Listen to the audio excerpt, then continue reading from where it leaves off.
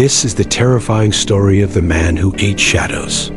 In a village in the mountains of northern Thailand, people started disappearing at night. They would vanish without a trace, leaving behind their homes, their families, and their jobs. It was always in complete darkness that these things happened.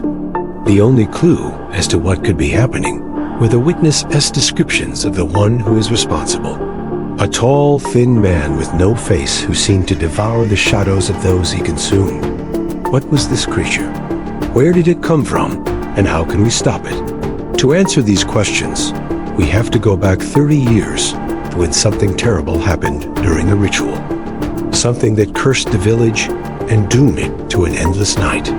It all started when a young woman named Noi had a disturbing nightmare. She dreamt of a shadowy figure reaching out for her, trying to pull her into the darkness. She tried to scream, but no sound came out. And then she woke up. For a while, Nai enjoyed the comfort of her bed and the warmth of her family. But her nightmare continued to haunt her. It felt real, too real, and so she decided to do something about it. She went to see a shaman, an old woman who lived on the edge of the village and was rumored to have powers beyond this world. The shaman told her that she was being targeted by a malevolent spirit that fed on human shadows.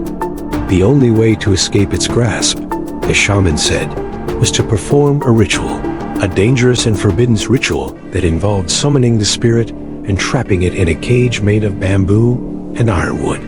But even the shaman didn't want to do this alone. So she called upon 3 other shamans from neighboring villages.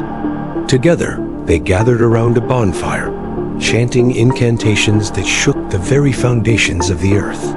As the night wore on, the fire grew brighter and brighter until it blazed with an otherworldly light. And then from the flames, the spirit emerged.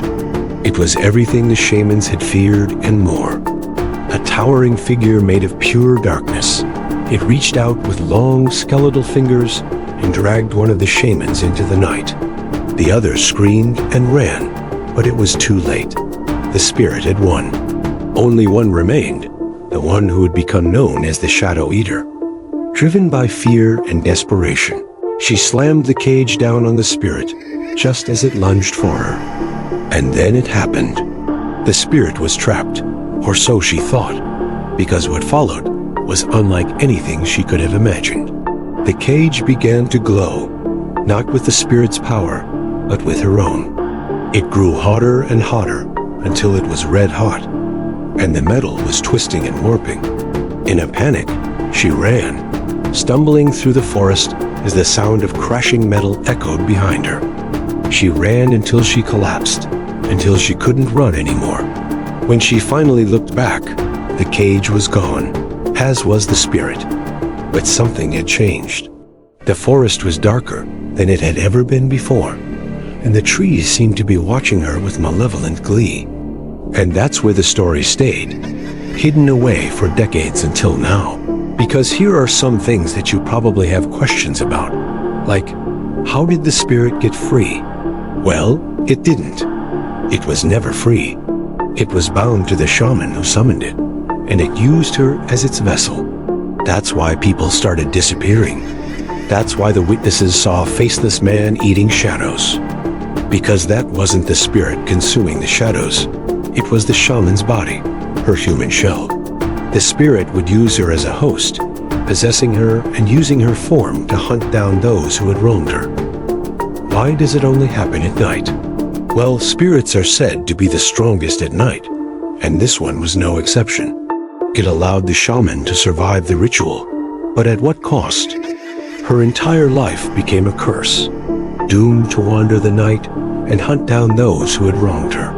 But what about the man who ate shadows? Well, that's just what the villagers called him. They didn't actually see his face. But the most compelling question is, if this is true, why are there no photos? Surely someone has managed to snap a photo of the spirit, right? Wrong. Every camera malfunctions around it. The spirit somehow bends light and shadows around it, hiding its form from all but the most determined of eyes. Oh, and one more thing, the story doesn't end there. The spirit didn't just take one life, it took two. Because as it possessed the shaman, it also pulled her brother into the darkness, screaming as his shadow stretched and twisted into an unnatural length. He became another victim of the night, another soul lost to the darkness. And so the curse continues. And if the story is true, then somewhere out there in the dark, a spirit wanders, forever hungry, forever lost, forever damned.